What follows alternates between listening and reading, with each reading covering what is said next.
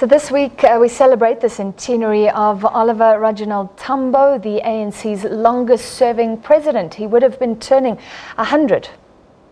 Earlier this month, the Reserve Bank and South African Mint released a series of 4 new commemorative coins honouring the late struggle stalwart.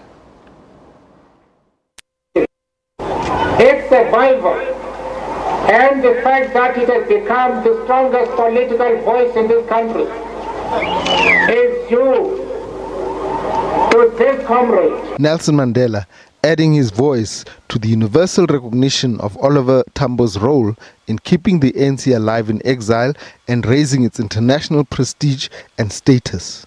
The son of this Bizana homestead in rural Eastern Cape, Olivier Reginald Tambo, or OR as he was popularly known, was educated at a local mission school before moving to Father Trevor Huddleston's St. Peter's Secondary School in Johannesburg. Tambo went on to study science and maths at Fort Hare, where a year later he was expelled with 45 others for leading a class boycott.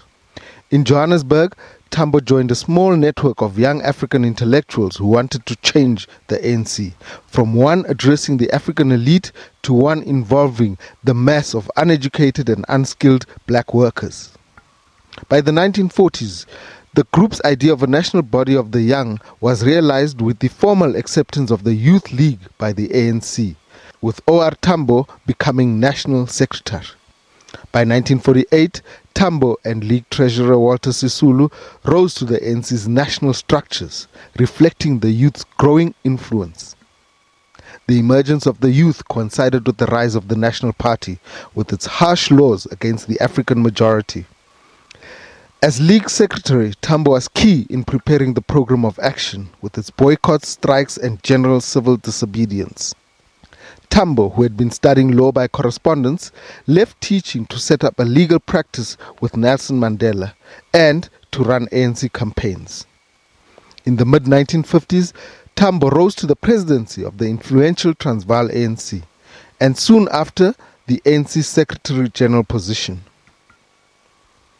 With banning orders and other restrictions in place, Tambo was unable to attend the Congress of the People in June 1955, despite being part of the Freedom Charter's drafting.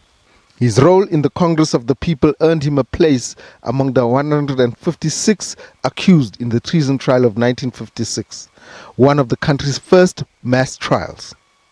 Along with ANC President Chief Albert Luthuli, Tambo was acquitted after the preliminary hearings.